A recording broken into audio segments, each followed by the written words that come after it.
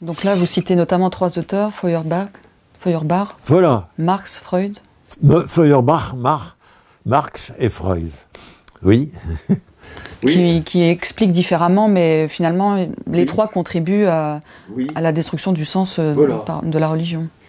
Feuerbach, c'est, si j'ose dire, un humaniste.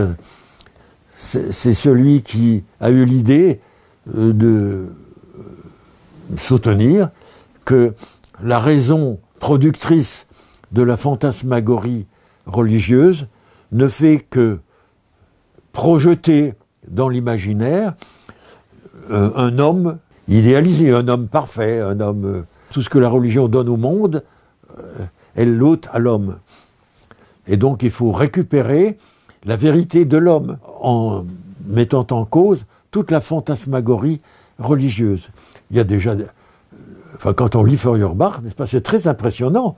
C'est pas n'importe quoi. Il y a une analyse de tous les symboles, par exemple de la Vierge, n'est-ce pas, dans ses œuvres, et dans l'essence du christianisme. C'est quand même l'essence du christianisme, son livre, n'est-ce pas, qui est impressionnante et intéressante, évidemment.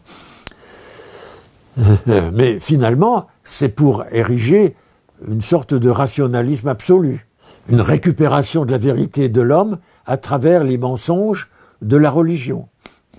Cette démarche de Feuerbach a été récupérée par Marx, qui est à certains égards un disciple de Feuerbach. Marx, Engels, hein, les deux ensemble. Mais enfin, Marx surtout. Ces deux philosophes disent quelle est la raison de l'aliénation religieuse que analyse si magistralement Feuerbach. Feuerbach, ça veut dire en allemand fleuve de feu. Bach, ça veut dire feu, fleuve, rousseau, rivière, enfin ruisseau. Et Feuer, le feu. Et Marx disait à Engels, mon cher, il faut que nous nous plongions dans ce fleuve de feu. En Feuerbach. Mais la question que se pose Marx, c'est, oui, mais pourquoi cette aliénation religieuse?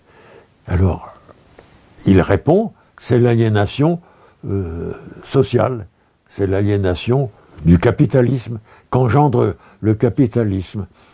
L'homme est aliéné, parce que, pourquoi est-il aliéné? Parce qu'il ne s'appartient pas à lui-même. Il ne s'appartient pas, donc il appartient à l'autre, il appartient au patron, il appartient au capital qui fait de lui ce qu'il veut. Il achète et vend sa force de travail. Parce que qu'est-ce que l'homme? C'est une force de travail, essentiellement.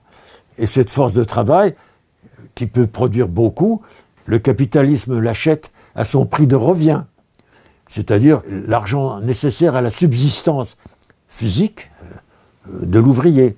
Disons 10 € par jour pour nourrir un ouvrier, mais cet ouvrier nourri pour 10 € par jour peut produire, je ne sais pas, disons un travail qui vaut 20, 30, 40 €, mais qui appartient au patron, puisqu'il a acheté la force de travail.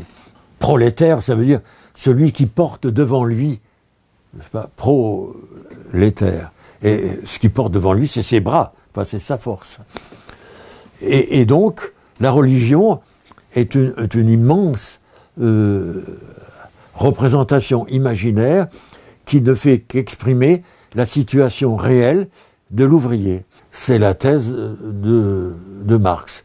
En réalité, Marx n'a pas développé beaucoup, pas tout au moins dans les livres que j'ai lus de lui, il n'a pas développé beaucoup cette thèse. Il a laissé ça à Engels, qui était plus intéressé par la dialectique, la philosophie, etc., que Marx, qui lui, à partir d'une certaine époque, s'est entièrement converti à l'économie politique, hein, et donc a laissé de côté les discussions philosophiques. Mais il a commencé sa thèse en citant la phrase de Prométhée, n'est-ce pas? « J'ai de la haine pour tous les dieux ». Bon, et puis il a développé ça. Mais enfin, en réalité, ça joue matériellement, enfin, si j'ose dire, enfin, spatialement, ça n'occupe pas un grand espace dans son œuvre. Alors que chez Engels, oui.